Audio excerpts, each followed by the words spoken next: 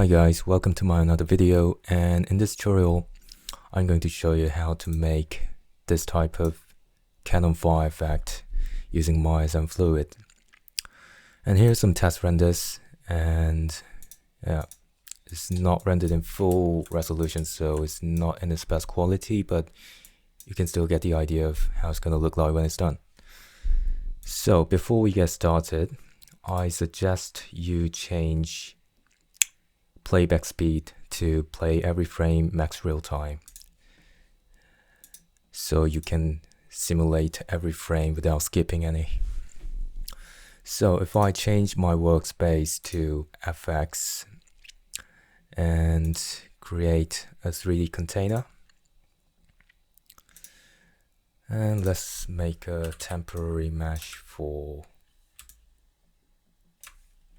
a cannon. Gonna use a cylinder, and maybe I can extrude it and do something like that.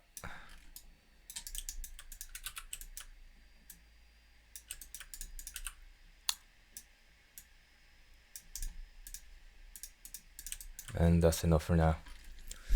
So if I select the fluid container, and if I go to attribute data, you're gonna see all these settings. So first thing I'm gonna do is increase base resolution. Let me change my timeline. You should set your start frame to 1, otherwise it's not gonna play. Anyways, if I play this now, that's how it looks. Okay, that's a good start. And another thing we should do is, if you go down to content method, we also need temperature, so we can set temperature to dynamic rate. And there is also auto resize. I'm going to turn this on and set auto resize margin to something like 5. And we're going to come back to this. I'm going to go to fluid emitter attribute now, and if we go down, there are things like rate, which we're going to keyframe later, and there's also minimum and maximum distance. We're gonna keep it as is for now, and there is also speed attribute, which is the most important attribute for today's tutorial. So what we need to do is we have to add some directional speed. So let's try it. Okay, it should be reversed in direction, so I can type in negative value in direction X. Or if you're pointing this way, you could type in direction Z or even Y. It really depends on which direction you're working in. So that looks alright. And I think it should be a lot faster, so let's try 30.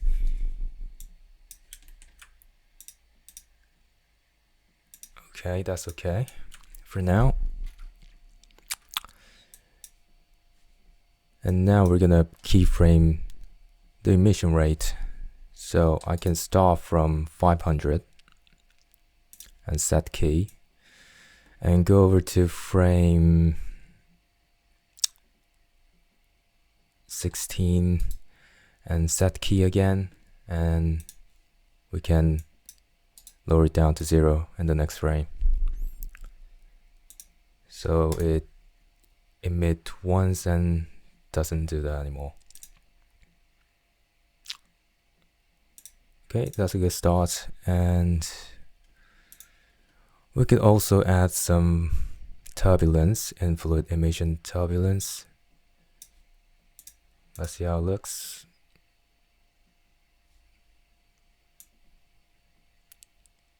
You can see this in real time as you change the attribute values here. There's also speed.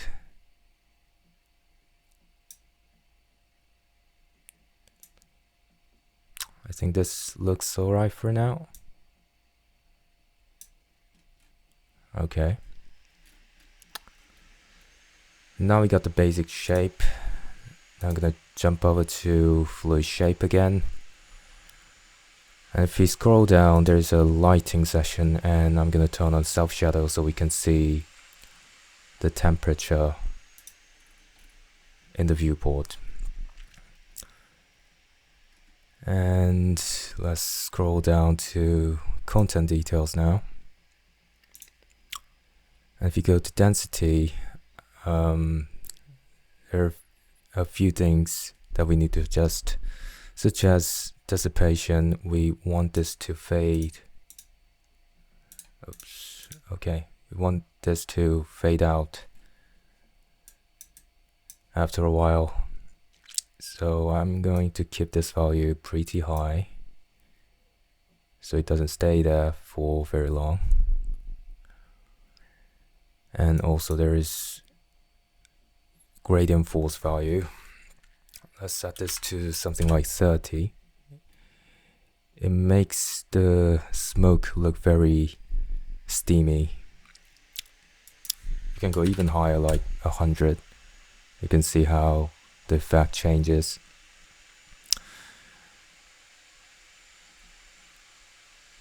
Okay, now we can add some noise as well.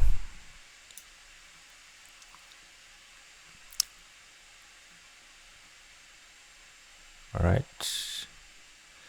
We don't have enough resolution to see the effect yet, but let's add like 0.1-ish. And velocity, turbulence, we're gonna add it later. Now to the temperature, we can again add some dissipation there. I'm gonna remove diffusion because it tends to lower the definition. And there's also turbulence again. We can add a little more turbulence and a little noise as well. Okay.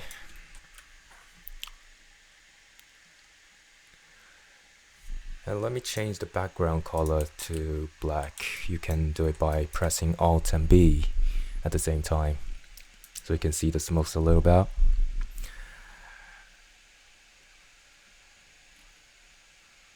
Alright. Let me increase the resolution slightly so I can see more details there.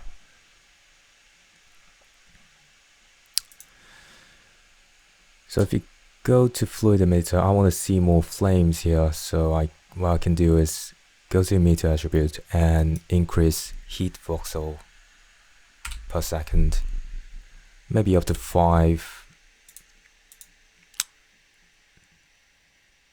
Now we see more flame there. And if you scroll down in the shape node, you're gonna see shading here, and there is things like transparency. I will lower down the transparency a bit, like that, and maybe I want to darken the color of the smoke as well. And we could go to incandescence and tweak this color ramp to, shape, get the look we want in terms of, color.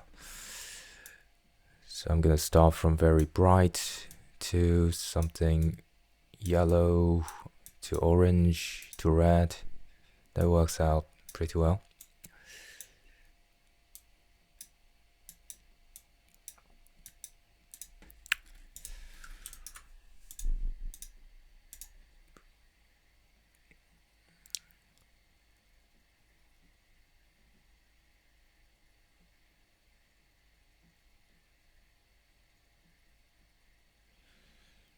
Okay, that's not entirely bad.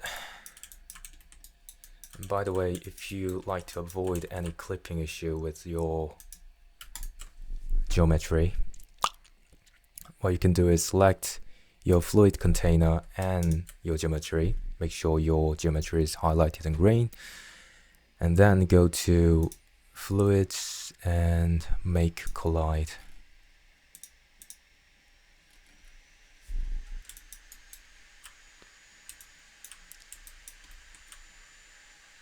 Okay. And I'm going to make another collision mesh here.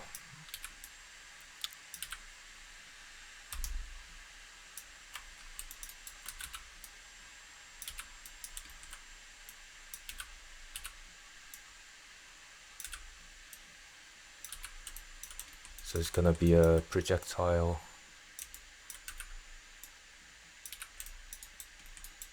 trace. It's gonna use to split some of the flames. Let's see how it works. So I can select the fluid container again, and then the geometry, and make collide. And we can hide this object. Okay, it's now spreading a bit more.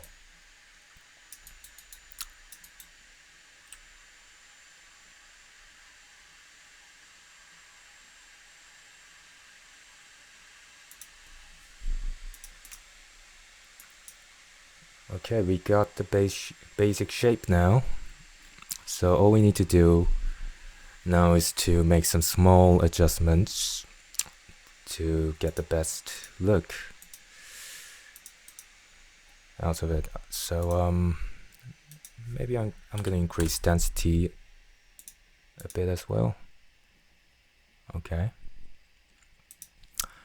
And if you want more dense smoke, you could go back to emission rate, and if you go to the output node, you could change the value that you just keyframed.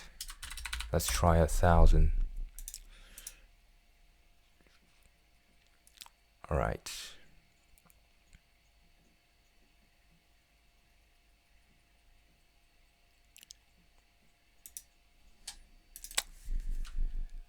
And maybe lower it, move the keyframe a bit.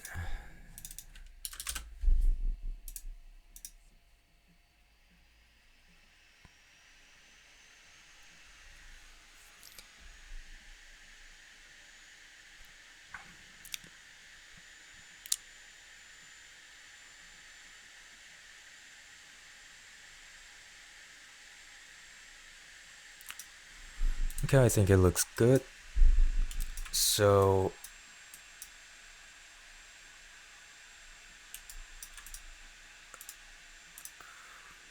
let me just play it back again.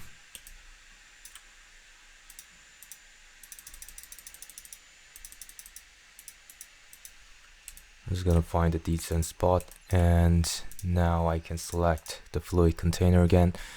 If you go up, you can see disable evaluation, so it doesn't play again, but it's still there.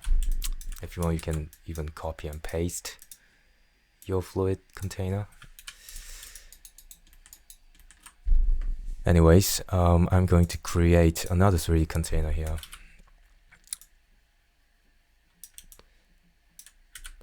And let's place it somewhere like that.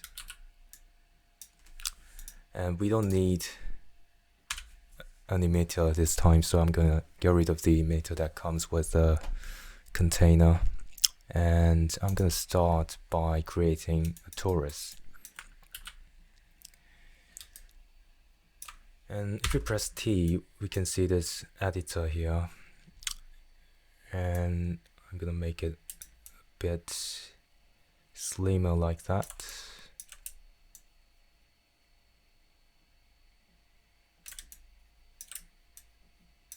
Probably that should be enough. So let me delete history, freeze transformation, and I'm gonna go to the first frame and scale it down and keyframe it, and then go to something like frame 15 and scale this up, something like that, and keep framing again.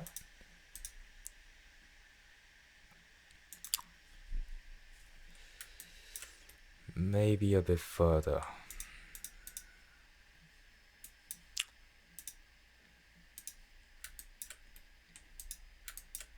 Or something like that should work. So let me go to Graph Editor and select these curves and make it linear.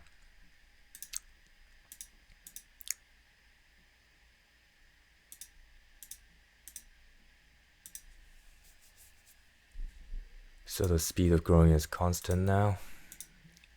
And now we can select the new fluid container that we just created and the torus geometry. And if you go to fluids and add edit contents, you're going to see emit from object.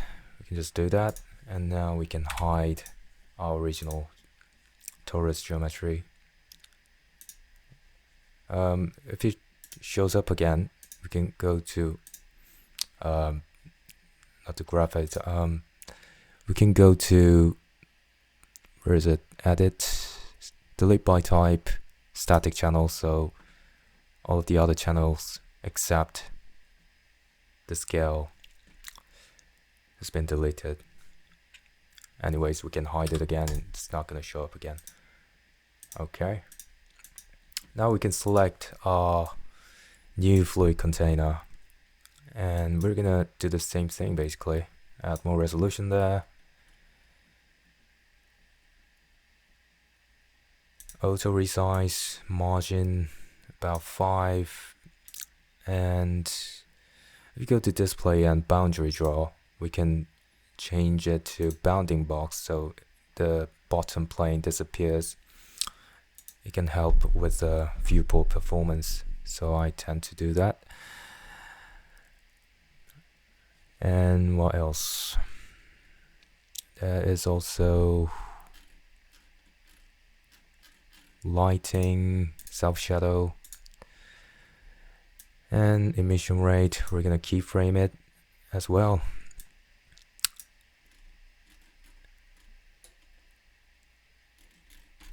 Alright, let's see how it works first.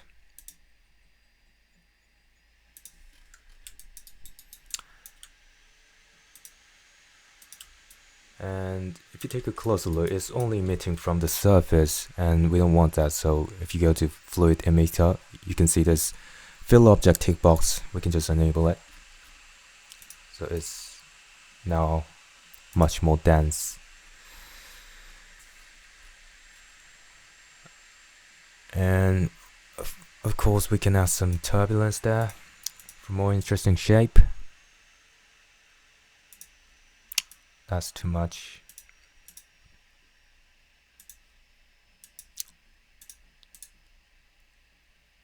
Okay, sometimes when you emit from a geometry, it doesn't work properly, so there's other ways to add turbulence, so just ignore that. And also some speed attributes there. Again, -1, direction X, and direction of speed. This time some low value like 2 or 3, I think. Oops, not that. Let's try that.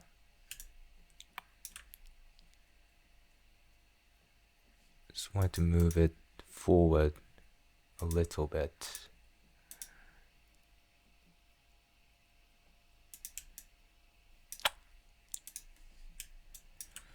Okay, let's make those adjustments after I keyframe this. It's lagging too much. So again, set key and go to frame 14. Set key again. Next frame, we can turn it down to 0. Okay.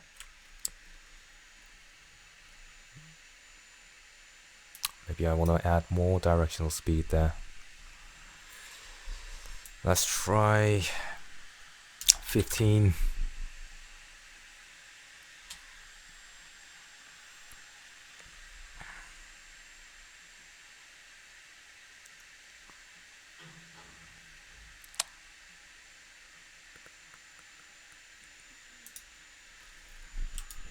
Okay, now we can do the same thing with fluid attributes here, and we should also turn on temperature dynamic grid and add dissipation in the temperature as well. Reduce diffusion, some noise, turbulence, gradient force, let's try 80, some noise.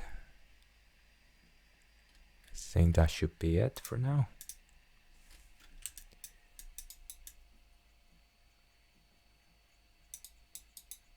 Okay.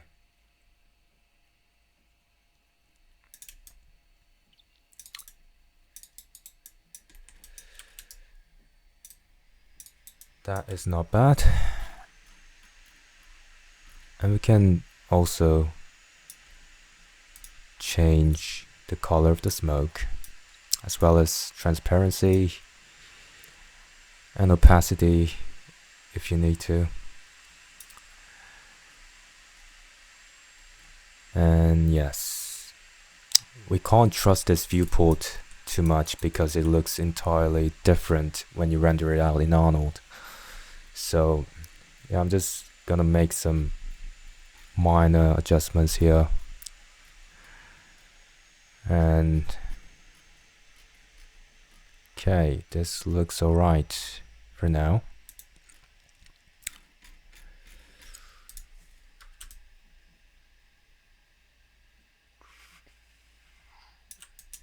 Maybe I wanna add more gradient force. Let's try 120.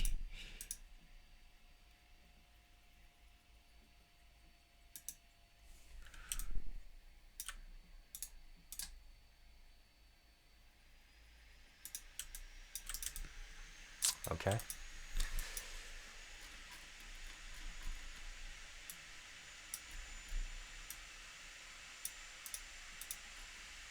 Again, if you think the flame is too much, we can lower it down in fluid emitter attribute.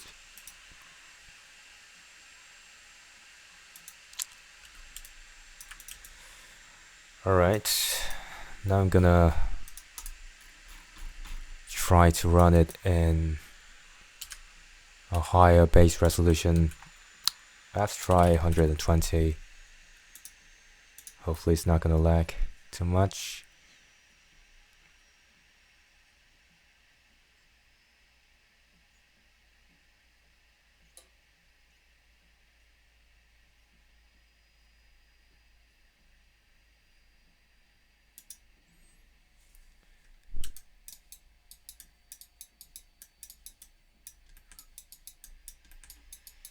Right now we see some fine details here, and I think noise and gradient force is way too much, so let me just reduce that.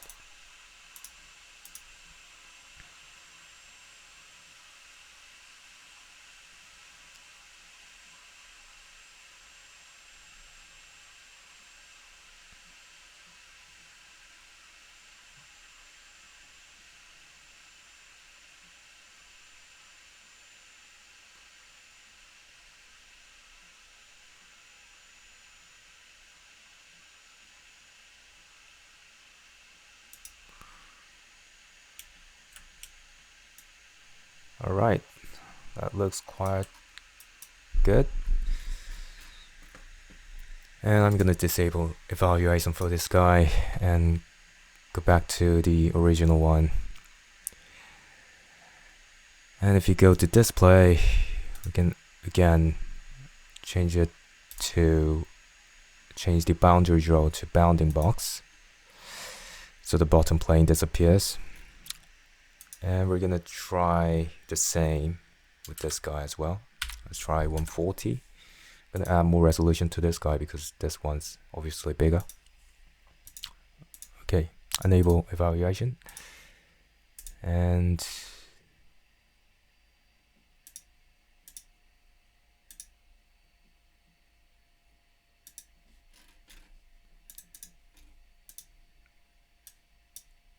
not quite sure why it's not working.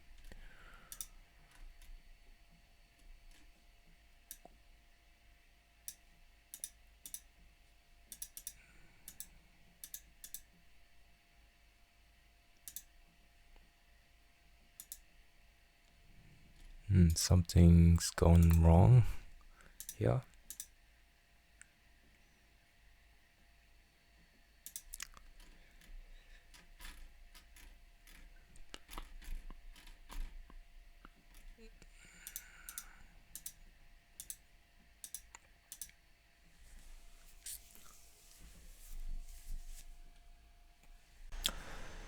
So it turns out I made a stupid mistake. So I made another one. Anyways, I made another one with high resolution. So I'm going to disable evaluation now. But if you want to animate the simulation, what you should do is you can go to end cache and you can create a new cache for nFluid, and you should be able to play in real time. Probably not in real time, but you can, you know, you don't have to simulate it every time you play it. But the file size is gonna be pretty huge, so beware of that. Anyways, let's see how it looks like when you render it out. Okay, we don't have any light in the scene, so I'm going to add a physical skylight. And let's see. Right, like I told you, in the render view it looks completely different from the viewport, so we need to make some adjustments here.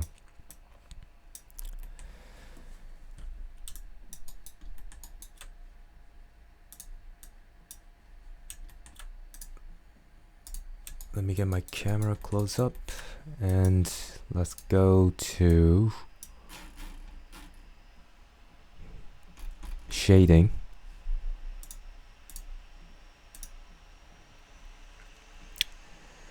And probably I want the smoke to be a bit lighter, something like that.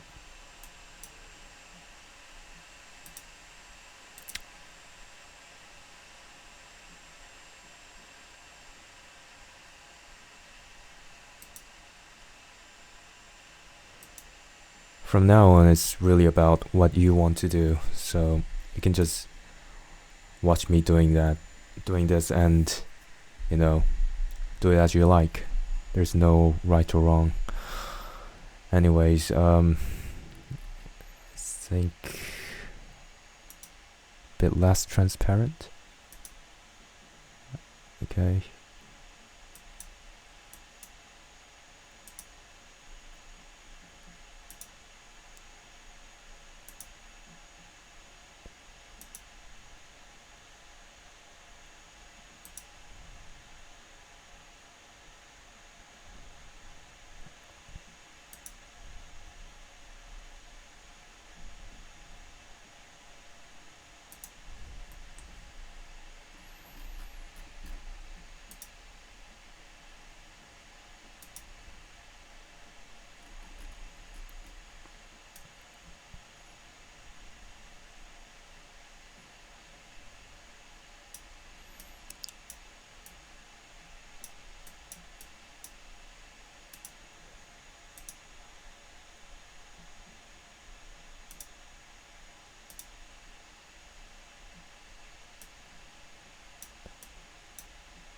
So basically I'm adding more details in the color ramp here for the emission, and probably I'm gonna do the same thing to the big guy.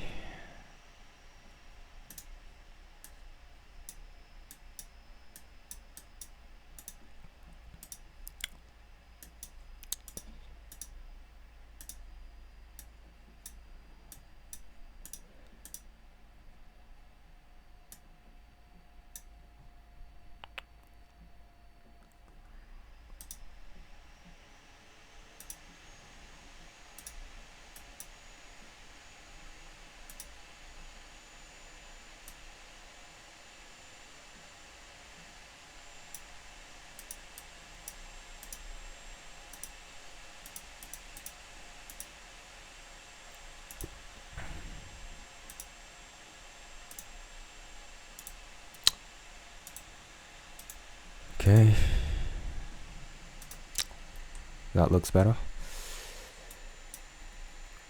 And if we just scroll down, there's also textures here. So what we can do is we can use texture for everything basically. So the 3D noise map will modify your for example your emission map. So for example, if you want this to be more densely emitted, you could increase incandescence texture gain, and now you see you can just add a little more detail there by adding this texture on top. That's what it's really about. And it could be more detailed by adding extra depth in noise texture.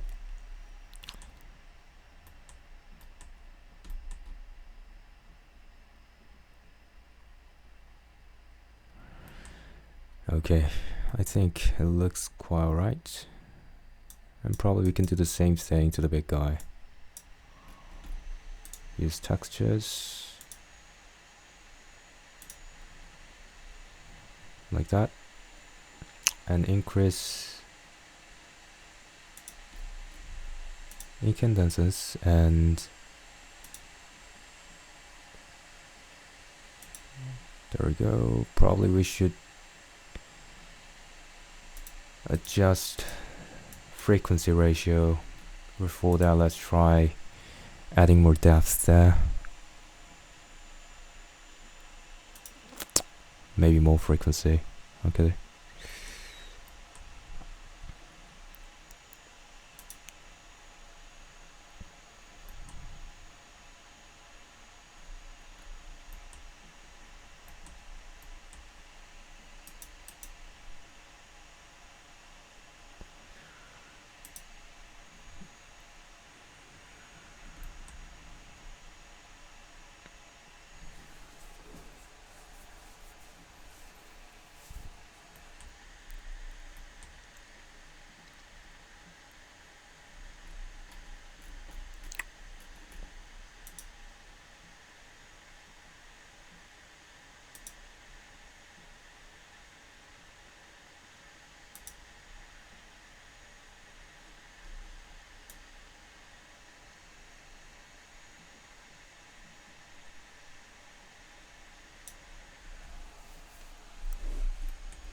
Right, that's a bit better.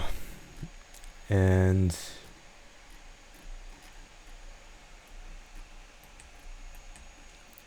what else? You can go to shading quality if you want higher quality when rendering with Arnold, for example. You could increase this quality, but I'm happy with the result right now, so I'm not going to touch that. And oh, sorry, this one's for the legacy renderer. So if you want to render out in Arnold, you can change this step size. You could reduce this number, I think, to get more crispier results. There's also motion blur, and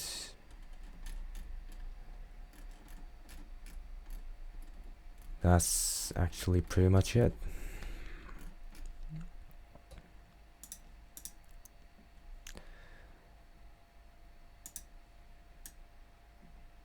So if you want to render the smokes only, what I can do is I can select the sky dome light, the physical skylight that I made, and you could reduce camera visibility, so the background is actually transparent now. It might be a bit handier when you're compositing your image. And you could also remove it in the viewport like that. And yeah, let me just increase intensity a bit more.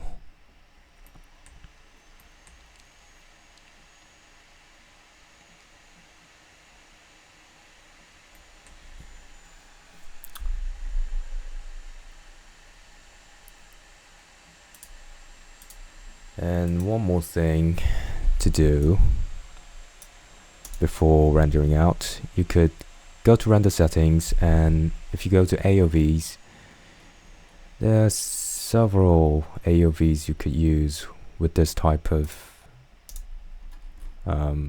render. First of all, emission for sure. There's also volume, direct, indirect, or even opacity, things like that. Let's try that out. So emission layer is there, so you can add some bloom effect in post-production.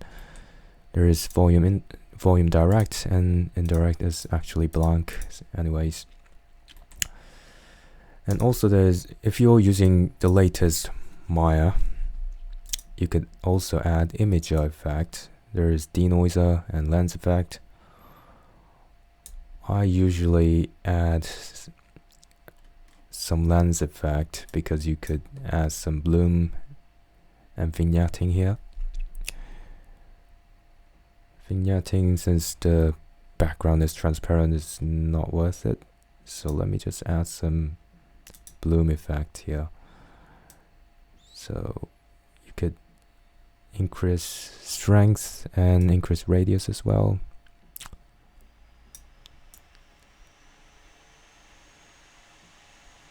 Maybe I want to do something like this and reduce strength instead, so it's kind of glowing like that.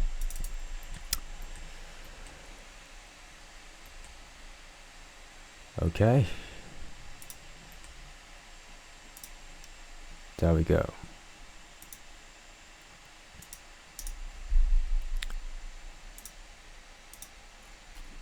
And you can now have your resolution set and you're ready to go.